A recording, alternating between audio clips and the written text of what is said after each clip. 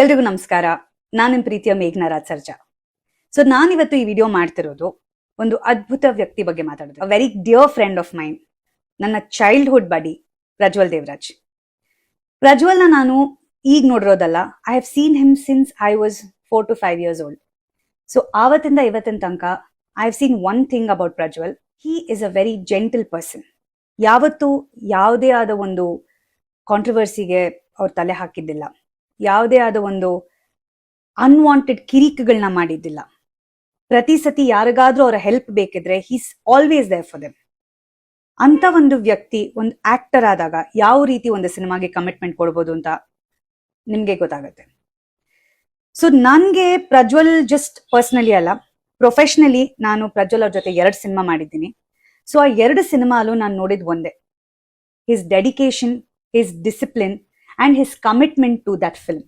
ಪ್ರತಿ ಸತಿ ಅವರು ನನ್ನ ಹತ್ರ ಅವರ ಸಿನಿಮಾ ಜರ್ನಿ ಬಗ್ಗೆ ಮಾತಾಡ್ಬೇಕಾದ್ರೆ ಅಥವಾ ಯಾವುದೇ ಒಂದು ಪರ್ಟಿಕ್ಯುಲರ್ ಸಿನಿಮಾ ಬಗ್ಗೆ ಮಾತಾಡ್ಬೇಕಾದ್ರೆ ಪ್ರತಿ ಸಿನಿಮಾಕ್ಕೂ ಅವ್ರು ಅಷ್ಟೇ ಪ್ರೊಫೆಷನಲ್ ಆಗಿ ಅಷ್ಟೇ ಪ್ರೀತಿಯಿಂದ ಒಂದು ಸಿನಿಮಾ ಬಗ್ಗೆ ಮಾತಾಡಿದ್ದಾರೆ. ಅಷ್ಟೇ ಅಲ್ಲದೆ he comes from a film family. So ಒಂದು ಸಿನಿಮಾ ಕುಟುಂಬದಿಂದ ಬಂದಾಗ ಸಿನಿಮಾ ರಂಗದಲ್ಲಿ ಆಗುವಂತ ಎಲ್ಲ ಕಷ್ಟಗಳನ್ನ ಅವರು ಬಹಳ ಹತ್ತಿರದಿಂದ ನೋಡಿದ್ದಾರೆ. ಹಿ himself is a producer.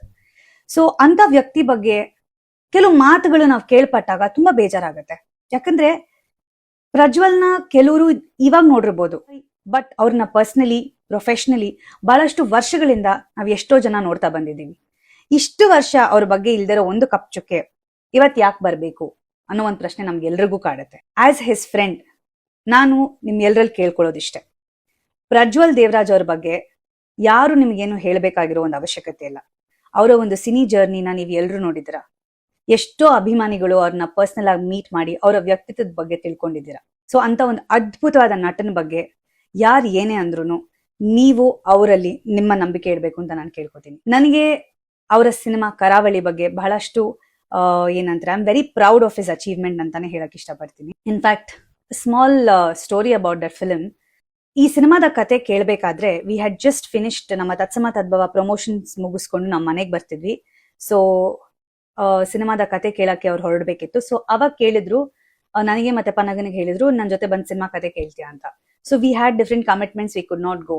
So ಈ ಸಿನಿಮಾದ ಕತೆ ಕೇಳಿದ ತಕ್ಷಣ he had called and told us that he was so excited about this film.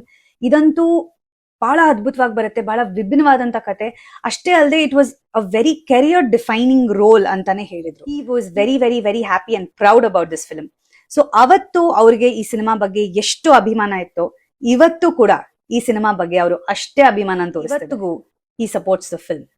So ಕರಾವಳಿ ಇಸ್ ಪ್ರಜ್ವಲ್ ದೇವರಾಜ್ ಅವರ ಸಿನಿಮಾ. ಪ್ರಜ್ವಲ್ ದೇವರಾಜ್ ನಟಿಸಿರುವಂತ ಒಂದು ಅದ್ಭುತ ಸಿನಿಮಾ ಕರಾವಳಿ. ಇನ್ನೂ ಹೆಚ್ಚಾಗಿ ಪ್ರಜ್ವಲ್ ದೇವರಾಜ್ ಅವರ ಬಗ್ಗೆ ಯಾರು ಏನೇ ಅಂದ್ರೂ ಕನ್ನಡ ಕಲಾ ಅಭಿಮಾನಿಗಳು, ಪ್ರಜ್ವಲ್ ದೇವರಾಜ್ ಅವರ ಅಭಿಮಾನಿಗಳು, ದೇವರಾಜ್ ಅಂಕಲ್ ಅವರ ಅಭಿಮಾನಿಗಳು ಎಲ್ಲರೂ ಅವ್ರಿಗೆ ಅನ್ಕಂಡೀಷನಲ್ ಸಪೋರ್ಟ್ ಕೊಡ್ತಾ ಬಂದಿದ್ದೀರಾ. ಇದೇ ರೀತಿ ನೀವೆಲ್ಲರೂ ಅವ್ರಿಗೆ ಅನ್ಕಂಡೀಷನಲ್ ಸಪೋರ್ಟ್ ನ ಕೊಡ್ಬೇಕು ಅಂತ ನಾನು ಕೇಳ್ತೀನಿ. DJ, we are all here with you. All the very best for your new film.